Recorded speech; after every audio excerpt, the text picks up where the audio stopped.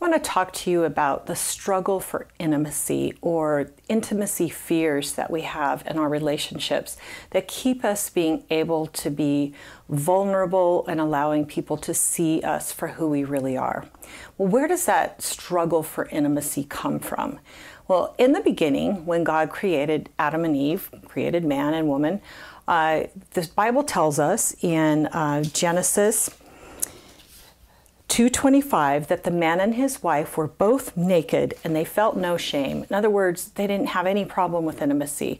Not only were they physically naked, they were emotionally naked, just vulnerable and transparent before each other. That's what that word naked means in the original language. So there was no shame, there was no hiding, there was no reason to hide. And then the story continues and it says after they ate what was the forbidden fruit, the eyes of both of them were opened and they realized they were naked. So they sewed fig leaves together and they made coverings for themselves. Then the man and his wife heard the sound of God, or the Lord God, as he was walking in the garden in the cool of the day, and they hid from the Lord God among the trees of the garden. But God said to them, "Where are you?" And Adam answered, "I heard you in the garden and I was afraid because I was naked. So I hid." And he said, "Who told you you were naked? Have you eaten from the tree that I commanded you to not eat from?" Well, God already knew the answer to that. But I think what's instinctive in this is for you to understand that before sin, there was no struggle for intimacy. There was no problem with that complete transparency with God and with each other. And after it, what did they do? They hid. Hide. They hid who they were, they hid themselves, they hid what they'd done, they hid what was going on, and they covered themselves physically. So it was a covering or a hiding of who they were, what they did, and everything about them.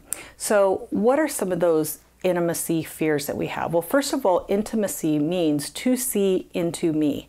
It isn't just sexual intimacy I'm talking about. It's not just the intimacy between a man and a woman or two people that love each other.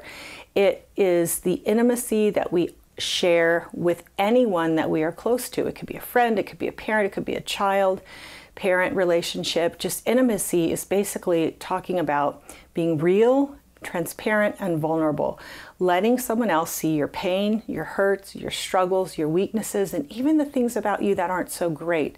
Now, why do we fear doing that? Because so many of us have a really hard time just being open, vulnerable. First of all, we need to do that before God. We need to be honest with God, with who we are, and to be open and to be able to tell God what we did, how we're feeling, what's going on with us. He can handle it. He already knows anyway, just like he already knew with Adam and Eve what had happened. So here are some of those intimacy fears. And not only do we have our normal nature that we're born with, where we have those fears, but then when you add dysfunction to it, dysfunctional relationships in our past, maybe in our childhood, all of a sudden that intimacy fears grow even more, because out of that dysfunction, we may have been abused, we may have been ignored, we may have been neglected, we may have been criticized, we may have been put down, we may have been, had all kinds of things happen to us, rejection, and all of those things come together and cause us to hide even more. So the first one is a fear of being abandoned. If you have been abandoned in the past, you may be reluctant to let someone know who you really are and to become vulnerable in a relationship, because you may feel that when you do that, it increases the pain that you're going to feel when that person eventually abandons you.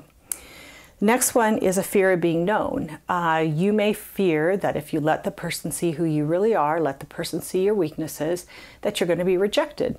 And that rejection hurts. That rejection does not feel good. So that fear of being known comes along with the fear of rejection if you expose who you really are.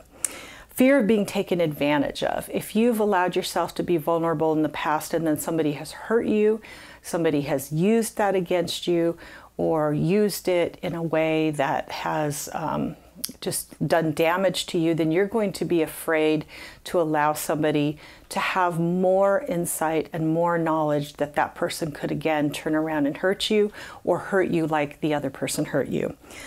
Fear of being found out. If you pretend you're someone else or you have some secrets that you are hiding, that you don't want people to know, so you're putting up a facade or a pretense and not letting people see who you really are, then you may fear that if you get too close, people who will find out who you really are.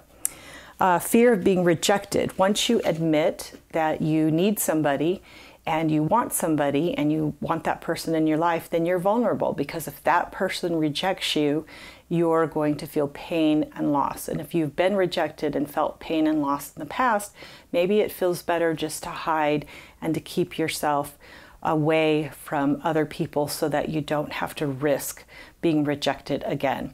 So what's wrong with all of these fears? Let's go over them again. Fear of being abandoned, fear of being known, fear of being taken advantage of, fear of being found out, and fear of being rejected. Those are all intimacy fears. They all prevent you from being real, from being transparent. They all prevent you from being able to experience the gift of intimacy in a relationship with another human being who knows you, who accepts you, and who is able to care for you and love you in spite of who you are when you show that person the real you. We all need that.